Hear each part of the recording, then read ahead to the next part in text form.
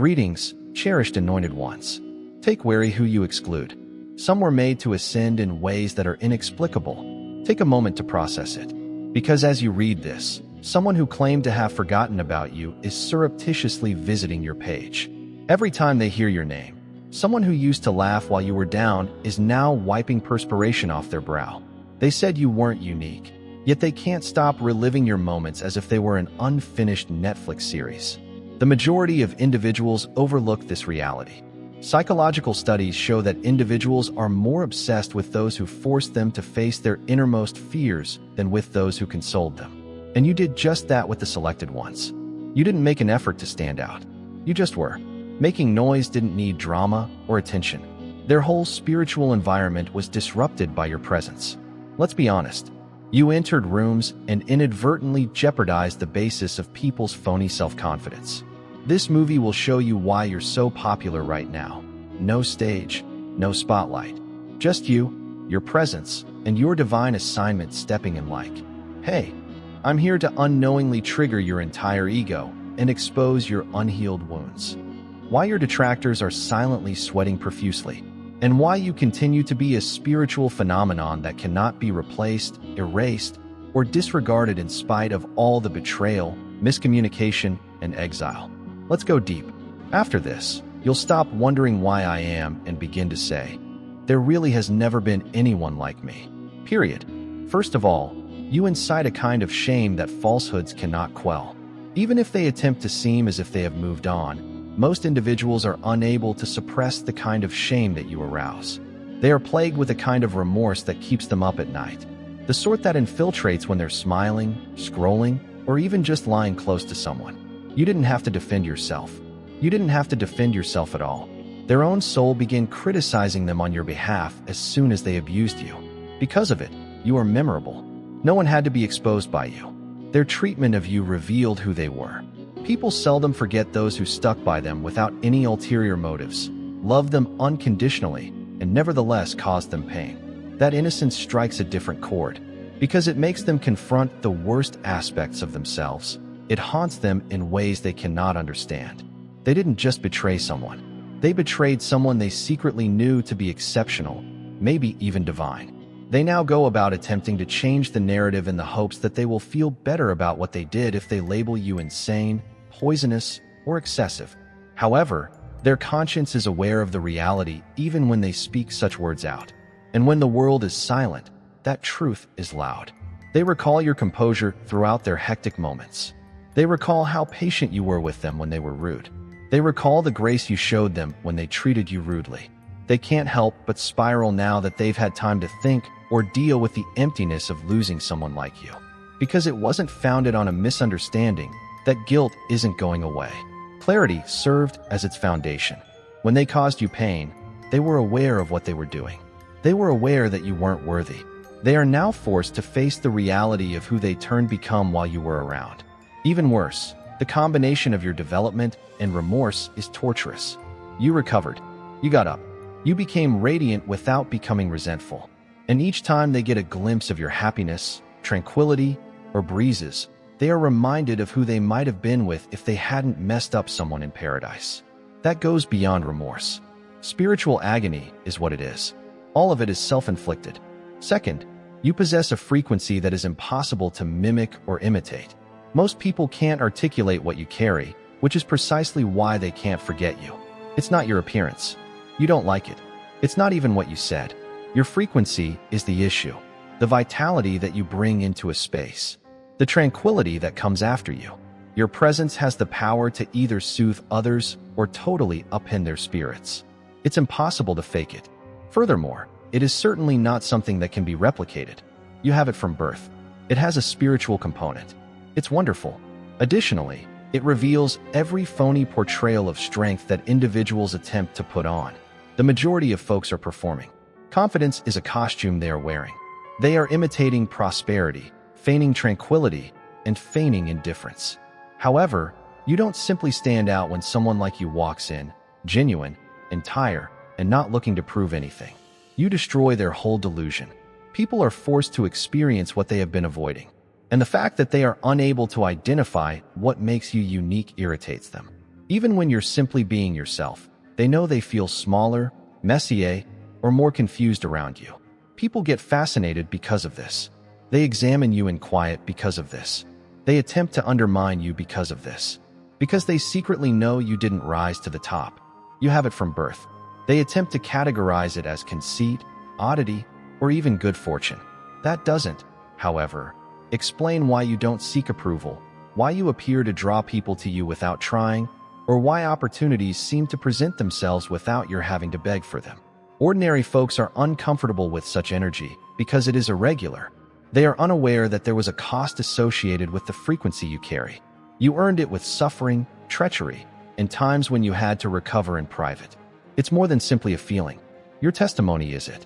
And that energy now lifts you, defends you, and exposes others who are not in alignment. People leave you when you grow up because of this. For this reason, phony friends become adversaries. Because the truth in you reveals the deception in them, they were unable to remain.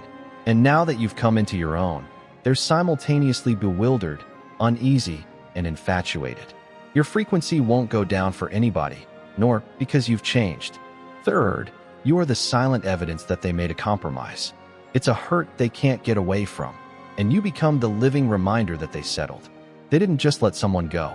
They give up a future, a path, and a better version of themselves that they might have had if they had decided to develop with you. You weren't chosen because you were too genuine, too raw, or too profound. Comfort was their choice. They chose ego. They chose to be easy. However, they are now dealing with the fallout from that choice. Additionally, the comparison is killing them. They are reminded that they didn't level up with you each time they see your calm, your purpose, or your glow up. They remain trapped, and now they are stuck with individuals that don't reflect their progress, but simply their dysfunction. The true sadness is when they see you change from a distance because you weren't simply a lost chance. You were their way out of their mess. They weren't prepared for the update that you were, and they behave as if you weren't worth it, rather than acknowledging that they weren't strong enough to accompany you on that trip. They persuaded themselves that they could be replaced and that they would feel better with someone simpler or more recognizable. But it seems hollow now, that replacement. The laughter isn't as strong. It doesn't feel like a holy bond. They know in their hearts what they lost. Thus, there is no peace. Furthermore, they are unable to purchase, pursue, or replicate it. You did it. Your vitality, knowledge, affection, and veracity. They now evaluate everyone and everything against you. They play back the times they dismissed you, acting as if you were too strong, too sentimental, or too much. In actuality, however, they were insufficient for the kind of love you were providing. You weren't excessive. They just couldn't deal with you, and they fled rather than grew. At this point, remorse is marinating the guilt, and the regret is becoming obsessional. They check for you because of this. They bring up your name in rooms they didn't want to talk about you because of this. They perspire every time you win because of this. Because your life today reveals how foolish their thoughts were when they left. They selected low terrain while you took the higher route. Truth like that never goes away. It never leaves them. Fourth, they can't erase you from their minds since you are a soul.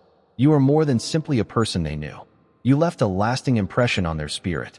They believed they could pretend you didn't exist, block you, remove your images, unfollow you, or erase your number. However, it is not how energy operates. That is not how a connection works. Being selected means that you are more than just a passing experience. A spiritual event you are. No distraction or rebound can erase the imprint you made on their mind, heart, and soul, whether they choose to acknowledge it or not. They believed that you were only a chapter that they might end. But as time went on, people came to see that you were more than simply a character. The whole book was you. In contrast, every other relationship seems stale. Every chuckle seems phony. It seems like a flimsy effort to replace what they knew was sacrosanct with every new hire. You taught them more than simply love. They learned depth from you. You heard them, not just listened. You weren't just there. Their potential was reflected in you. They are plagued by the void your presence previously filled in their lives now that you are no longer there. The fact that they acted as if you were unimportant just makes things worse for them. They put on a show, pretended not to care, and pretended that losing you was a victory.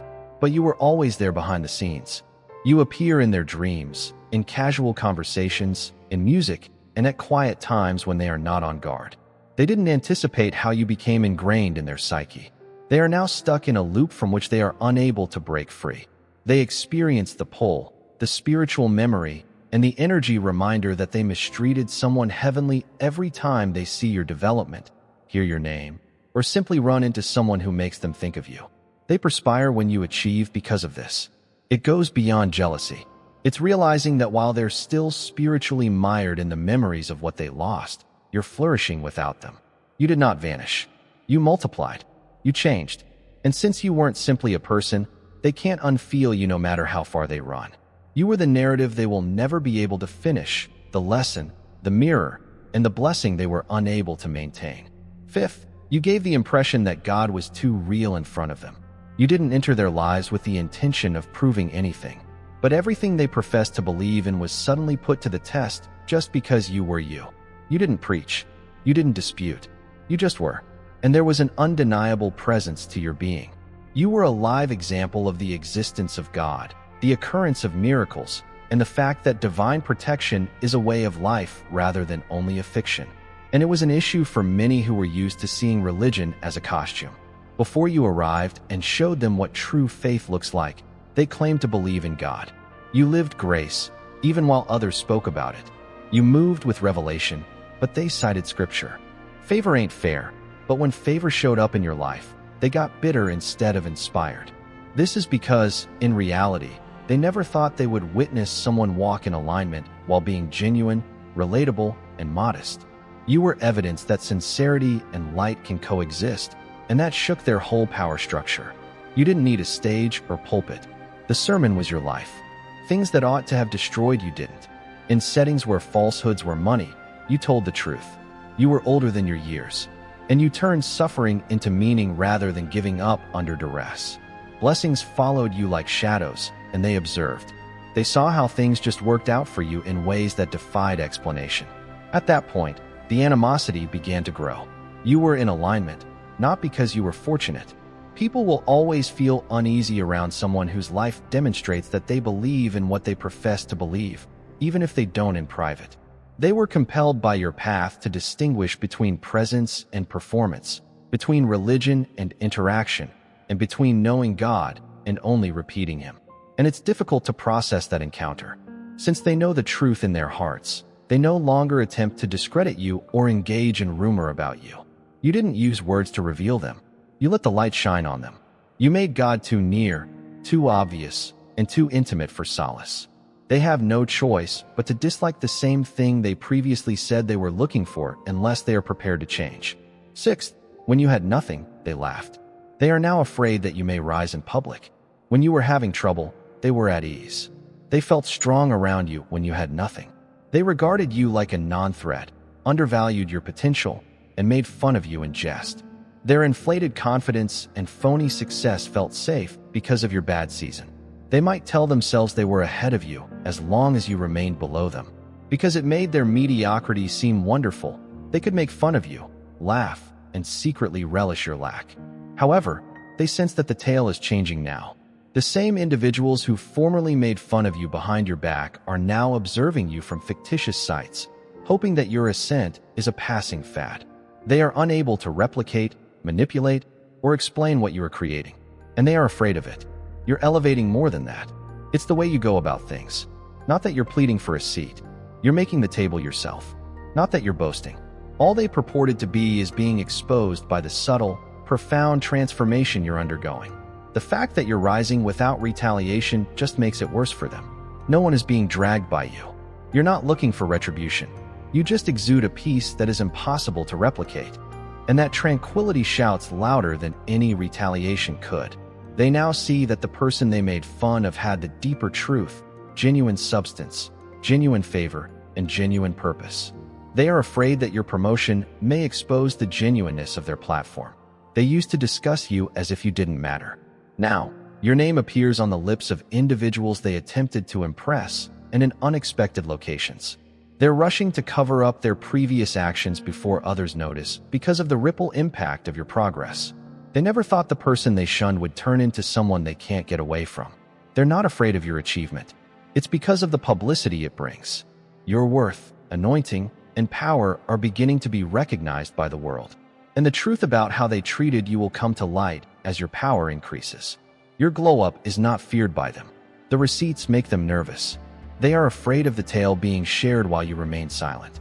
Most importantly, when you had nothing, they were afraid of being perceived for who they really were. Seventh, the only person in the room not acting was you.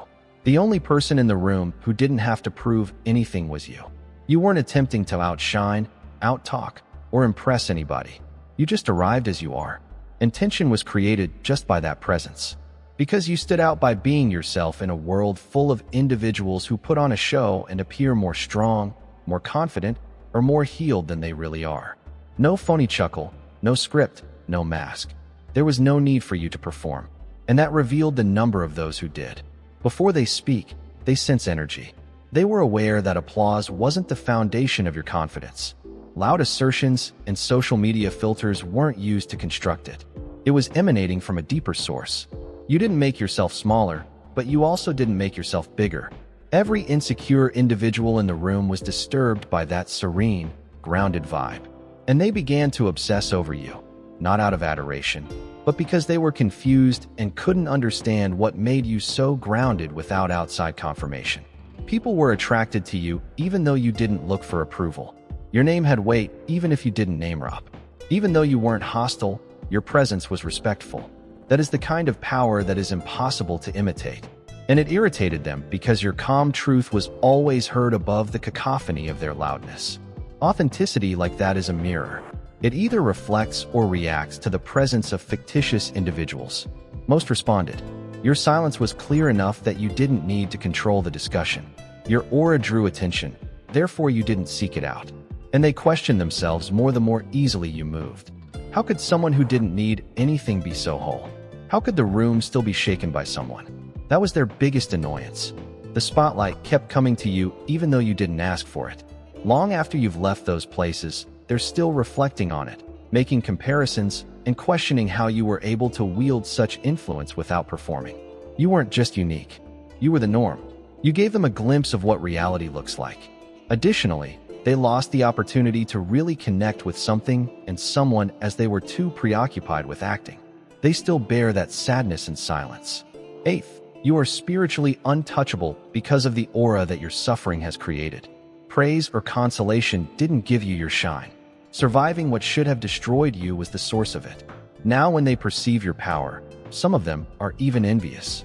They fail to realize, however, that it was constructed in the dark, in quiet, at times when you had just God and your own perseverance.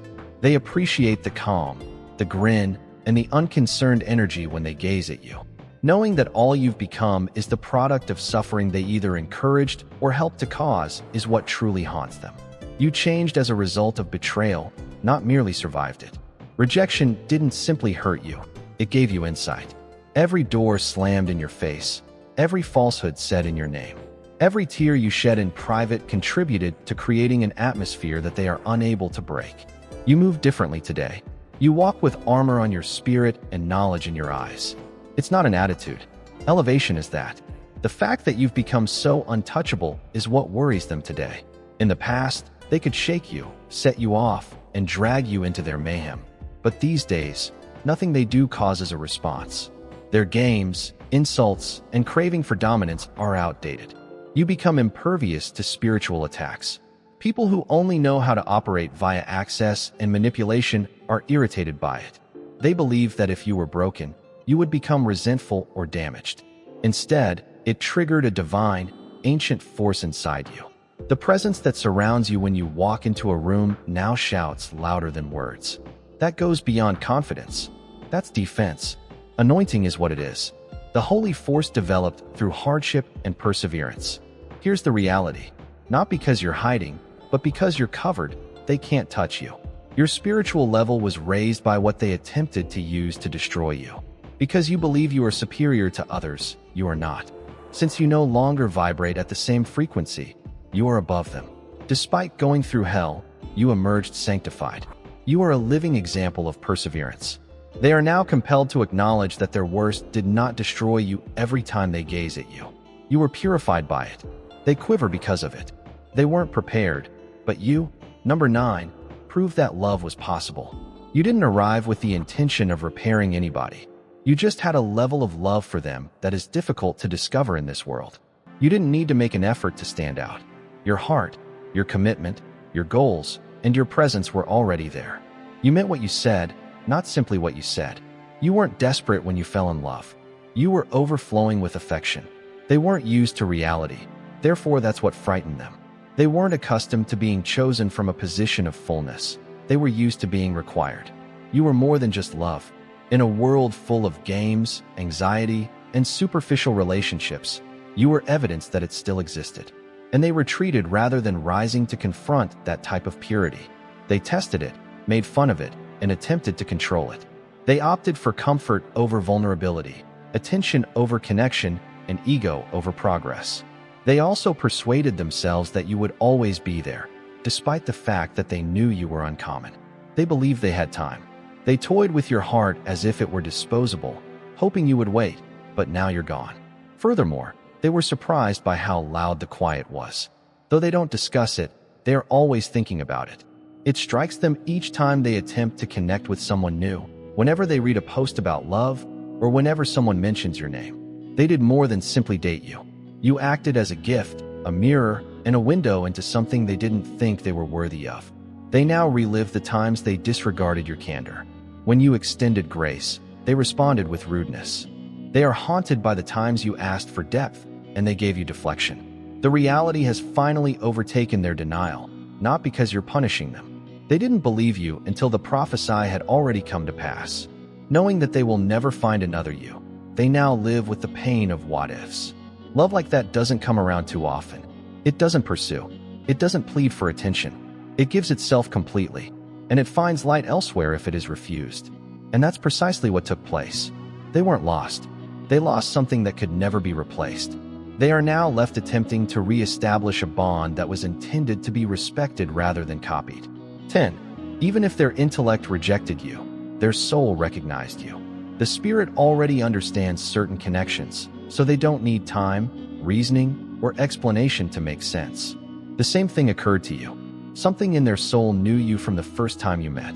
They sensed you before their ego took over, before their anxieties were loud, before their defenses took over.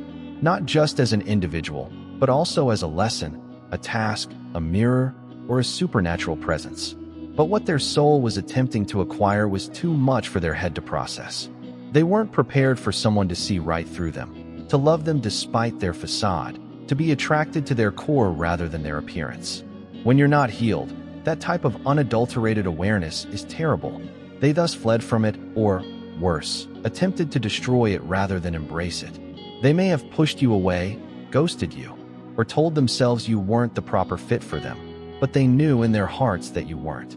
It's not nostalgia when they feel a pull in their chest when they think about you. Spiritual responsibility is that. They are aware that they made a sacred mistake. You were more than a friendship, a partnership, or a fleeting time. You were a heavenly opportunity to change, to break generational habits, to experience pure love, and they turned you down. Now, that spiritual connection endures regardless of how far they go or how much time goes by. You are in their dreams. When it's silent, they sense your vitality. Despite their best efforts, the connection never lands the same, because it goes beyond just missing you. The weight of failing something heavenly is what it's all about. Instead of torturing them, that echo serves as a reminder of what could have happened if they had opted for truth rather than fear. Although you weren't flawless, you were in agreement. They weren't pursued by you. You greeted them heart to heart, spirit to spirit. And even if they may sometimes forget your face or your words, they will always be drawn to you and experience the same sensation. That tranquility, that clarity, that mirror, and the realization that you weren't just anyone. The holy task they failed to complete was you. Their intellect was too damaged to accept it, and now they live with the pain of something their soul accepted. 11. Without uttering a word, you revealed their worst fears. You may make them feel vulnerable without doing anything. You didn't attempt to outshine anybody, quarrel, or flex. You just were, and it was sufficient to shake them, just enough to make them feel insignificant, sufficient to turn on everything inside them. They made an effort to conceal, because you brought more than simply your presence when you entered. You contributed contemplation. You arrived with self-awareness, healing, and silent strength. And their lack of it was immediately apparent. They were used to being the most intelligent, powerful, and well-liked people in the room. Then you appeared, genuine, grounded, and totally unconcerned with proving anything. And since your energy didn't ask for validation, that's what made you dangerous. It was to feel worthwhile. You didn't have to be noticed. To feel significant, you didn't have to impress anybody. And others who were still constructing their identities on ego, attention, and approval were frightened by that type of self-possession. You were noisy, but it didn't set them off. You were clear, which set them off. Clearly define yourself. Be certain of your worth. Clearly define your bounds. And they felt uneasy because of its lucidity. You represented the self they said they aspired to but lacked the self-discipline to become. They were thus intimidated rather than motivated. They treated you like a rival even though you didn't compete. They replied as if you had, even though you didn't call them out, because they understood deep down that your presence exposed all they were still pretending to be. And that insight struck with a jolt. Being surrounded by players of the same game is one thing. Standing next to someone who has given up playing entirely is another. Your self-awareness, your tranquility, your completeness. All of it revealed the reality they were attempting to hide. They were defensive, passive-aggressive, and dismissive because you reminded them of the work they still needed to do, not because you were upset. Additionally, their anxieties became louder the higher you went. They couldn't stay with you for very long because of this. Being too much was never the issue. Being close to someone who wasn't acting made them feel inadequate. They never had you as an adversary. Their mirror was you. Mirrors are also truthful. 12. Everything that was meant to destroy you didn't kill you. They're also perplexed. As soon as life began to shatter you, they counted you out. They grinned when the treachery came. People joined the crowd when they turned against you. They watched in silence as you were ignored, ridiculed, and left to fend for yourself. Some even gave each other claps behind closed doors. They were certain that you would spiral and that you wouldn't recover. They anticipated that your suffering would consume you. However, you remained intact. You changed, and now they're totally disoriented and perplexed, because suffering equates to devastation in their universe. However, in your universe, suffering turned into the foundation for advancement. How you become stronger without retaliation is beyond their comprehension. How you maintained your heart while everything around you tried to make you resentful, and how you discovered clarity in the midst of confusion. Their sole experience of power is dominance, control, or manipulation. However, you discovered your strength by giving it to God, completing the inner task, and getting up quietly. They are unable to understand your brilliance because of this. It wasn't from the typical places. No one was used by you. You didn't get peace by lying. Your healing was not manipulated. You fought a spiritual fight for it. You grew more entire in some way by letting go of others. You managed to find favor by leaving locations that depleted you. You miraculously recovered more after losing everything at one time. Those who depend on outside power don't understand that kind of recovery. They have no idea what it's like to prevail in wars fought with the spirit. They don't understand how being shattered made you stronger. You turned into a living example of what they didn't anticipate. The version of you they remember, the one they believed was too weak, too delicate, too fragile to succeed, does not match the way you laugh today, the way you talk authoritatively, and the way you move without asking permission. They continue to puzzle over it, which is why they gaze at it from a distance. 13. They are haunted by the fact that you are the incomplete sentence in their tale. They believed you were done, but you were being polished all along. Your true self was exposed by what was meant to destroy you. Your existence now serves as evidence that control is not necessary for survival. It's about giving yourself up to something bigger, stepping through the flames and emerging triumphantly. And it violates every guideline in their constrained definition of strength. They believe they had the last word. They believe they could leave your life in the middle of a sentence and end the book as if it were a mere tale. They left you without telling you why, made fun of you to feel strong, lied as if it were casual, and even welcomed your disappearance as a victory. They persuaded themselves that you would vanish if they left you behind. They didn't anticipate, however, that the narrative would continue without them, and not just moving forward, but flourishing. You ended up being the unexpected story surprise. Rather of crumbling, you rose. You made the decision to pursue yourself rather than them. You created something in the stillness rather than wallowing in it. You transformed every unresolved issue, betrayal, and incomplete discussion into learning opportunities. You are now moving with purpose, clarity, and serenity. You're enjoying your life to the fullest, even though they believe they could terminate it for you. They are haunted by it. You grew more in the process, not that you moved on. You turned into the incomplete phrase that they can't stop thinking about. Despite their best efforts to seem unconcerned, they continue to observe, ponder, and wait for an unfulfilled demise. Additionally, every new triumph you have, every positive mention of your name, every post, and every glow reopens the tale they believed to be closed. They never thought you would prevail without them. You see, they dismissed you, believing that you were only background noise and that they were the primary character. But it's clear now. The material was you. The moment was you. You were the one with the actual object. And the plot became dreary, cliched, and empty without you. In actuality, they lost more than simply a person. They lost a once-in-a-lifetime chapter, a catalyst, and a heavenly connection that they now wish they could go back and change. However, it's too late. You won't go back and complete the tale they left unfinished. You've changed completely. They now live with the remorse of a narrative that will never be resolved. Their actions spoke for themselves, not because you're a terrible person. You were the phrase that had the power to alter the whole story, which is the unsettling part. 14. You're not reachable anymore. And that's the true cause of their downward spiral. They never thought that you would cease responding. When your energy would no longer be there when needed. When you wouldn't go out of your way to defend yourself, to show your commitment, or to maintain the relationship. They believed that you would always be there, available, and willing to mend anything they kept breaking. However, now that everything has changed, they are spiraling. You're not resentful. You just finished. I'm beyond being the emotional support system. Don't be the easy target anymore.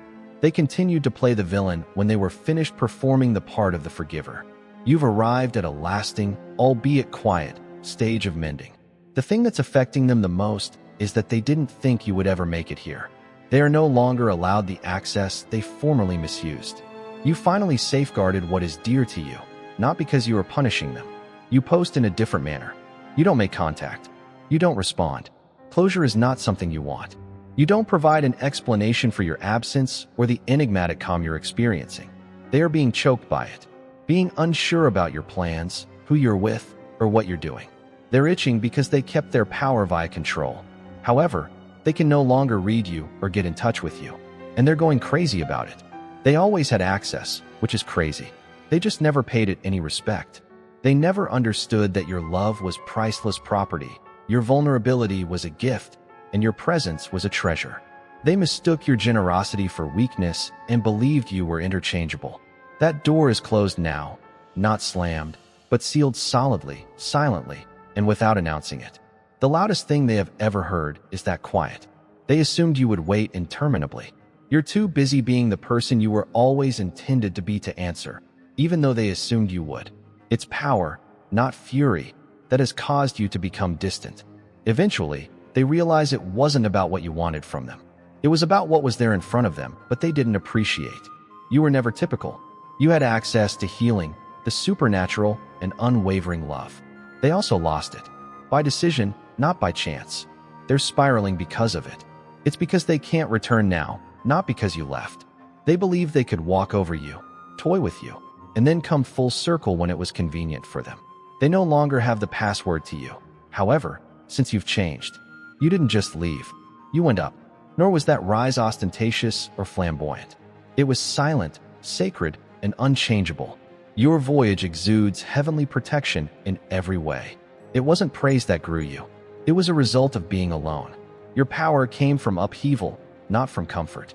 And they made fun of, denigrated, and attempted to obliterate that version of you. That version is no longer available. Someone who is emotionally impenetrable, spiritually strong, and energetically immune to bullshit takes its place. The ghost of access they previously took for granted now haunts them. In an attempt to find a breach in the door that will never reopen, they scroll past your name. They didn't realize that your love was a once-in-a-lifetime experience. They now understand that it was more than simply love, it was legacy. Let them perspire, then. Permit them to overthink. Allow them to spiral as they attempt to unravel the serenity you have finally gained, because they considered you an option while you were within their grasp. But now that they can't reach you, they have to confront a harsh reality. The rarest soul they will ever encounter passed away. Don't simply scroll away if this touched your soul. Show love for a moment. Feel free to give this video a like. Share this truth with someone who needs to hear it by leaving a comment below with your views or testimony. The reminder they've been waiting for might be your voice. To ensure you never miss another message catered to your soul, click the subscribe button and activate the notification bell if you haven't already. This goes beyond just a channel. For the selected, it is a haven, and it's strong because of you here. I appreciate you joining me on this adventure. Now go with courage, healing, and an unreserved sense of divinity. God bless you as well.